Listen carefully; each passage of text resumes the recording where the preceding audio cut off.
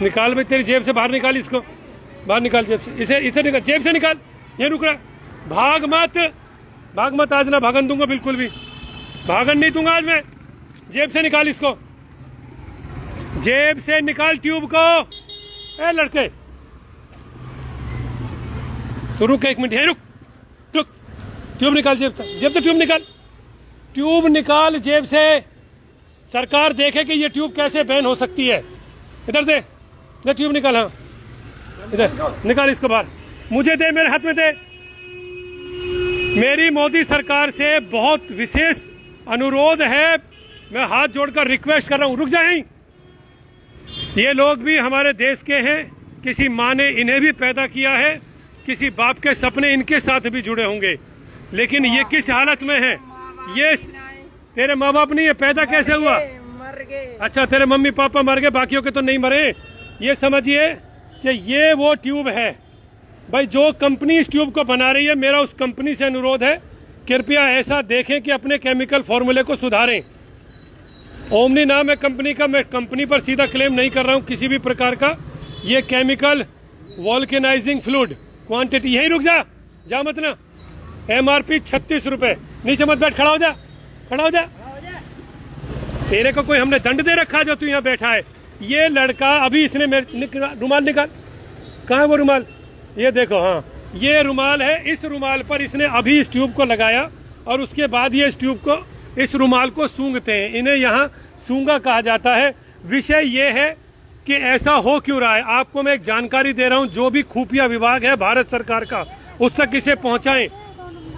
ये नशा अपने आप नहीं कर रहे जी, एक बहुत बड़ा नेटवर्क चल रहा है, उस नेटवर्क को बता रहा हूँ।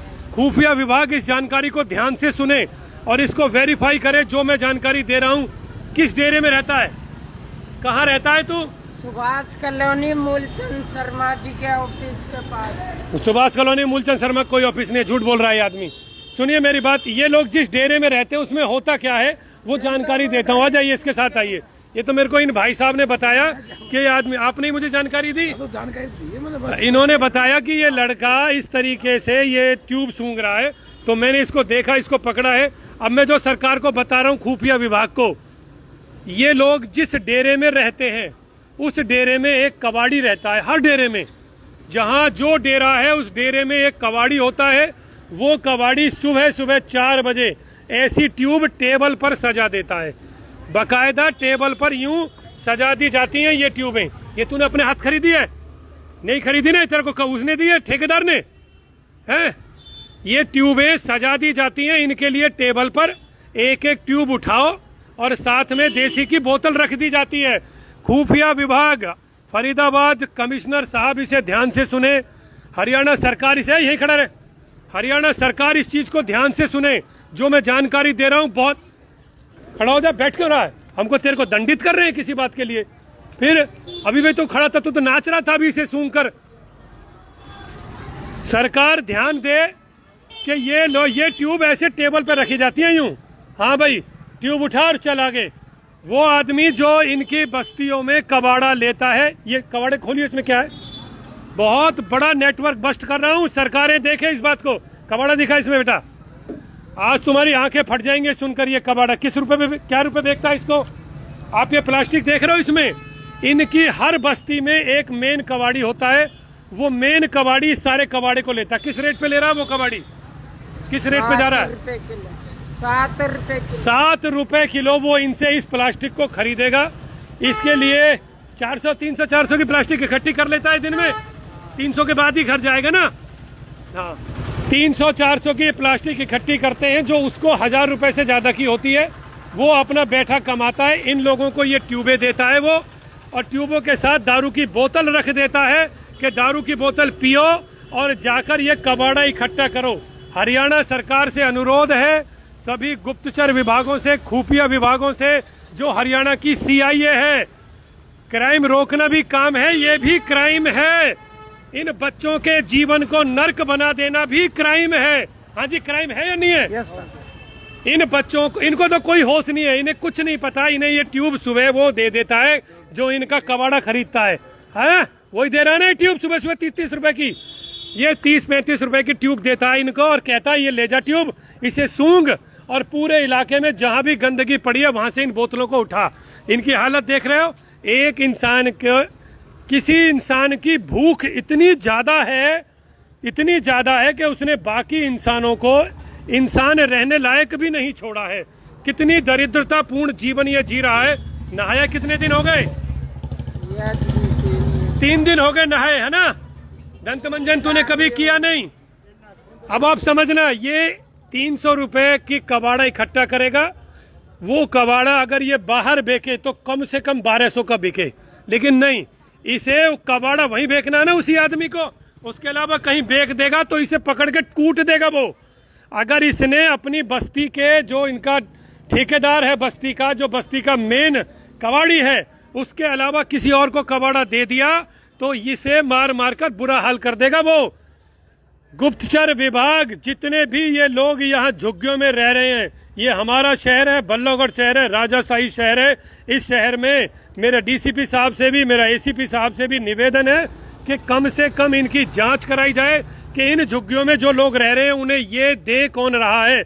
और ये कंपनी, ओमनी कंपनी से मेरा अनुरोध है, इसके ऑनर से, कृपया अपने केमिकल फॉर्मूले को ठीक कीजिए।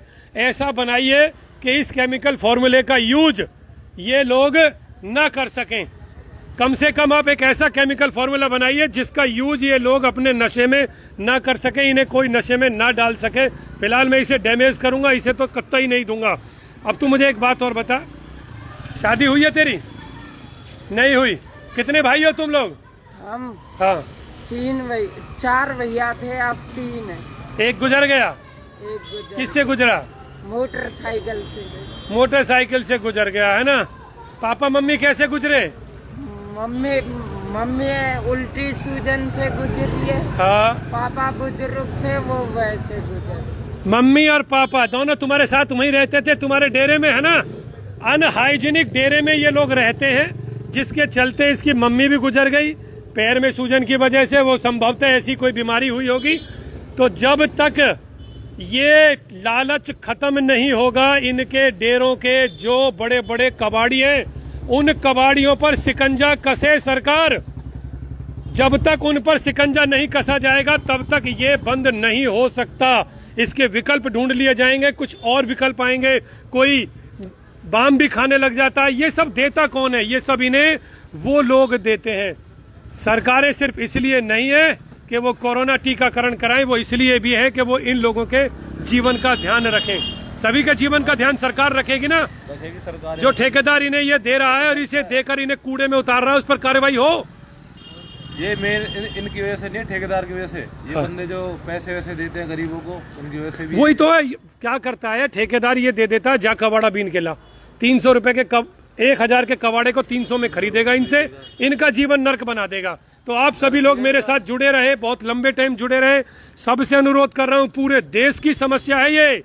पूरे देश में इन लोगों के साथ, ये भी इंसान है एक ही तरीके से। जैसे हमने अपनी माँ के पेट से जन्म लिया है, ऐसे इन्होंने भी जन्म लिया है। सभी एक समान रूप से मरते भी हैं। इनके जीवन स्तर को कौन देखेगा? किसी की जिम्मेदारी है? इनके लिए कोई नीति है? कोई पहुंचता है कभी इनके पास? कोई आता है तुम्हारे पास ये पूछने कितने लोगों की तबीयत खराब है? कोई नहीं आया कभी। क्या जो मेडिकल महकमा है, जो चिकित्सा विभाग है, क्या वो कभी गए इनके कैंपों में पूछने के लिए कि तुम्हारी ये दयनीय हालत क्यों है? ये किन किन की जिम्मेदारी है? जिनकी है वो पूरी करें। एजुकेशन डिपार्टमेंट से कोई आता है पूछने कौन पढ़ रहा है कौन नहीं पढ़ रहा? कितना पढ़ा लिखा है तू? मैं तो पढ़ा लिखाई नहीं है ये तो बिल्कुल। तो आप लोग ये समझ लीजिए, इनकी जिंदगी किसी के लिए पैसा कमाने का माध्यम नहीं हो सकती। सरकारें बहुत बड़ा एक प्रोग्राम बनाएं, इन लोगों को इस चीज़ से मुक्त करें। यही अनुरोध के साथ मैं इसे बंद कर रहा हूं। बहुत बहुत धन्यवाद। शेयर करना, आपका एक शेयर अगर ऐसे एक इंसान को भी बचा गया तो आपने अपने ज़िंदगी के समस्त पापों को धो लिया, ये समझ लीजिएगा। साथ में जानकारी और दे रहा हूँ, 7 तारीख को 60 फुट रोड शिव मंदिर पे हम श्रीमद् भगवत गीता पर प्रवचन होगा 4 बजे से 7 बजे का। आप उसमें मेरे साथ लाइव जुड़िए। मैं आपको श्रीमद् भगवत गीता के श्लोकों के अर्थ समझाऊंगा, उनसे जुड़ी हुई जानकारी दूंगा। बहुत बहुत धन्यवाद।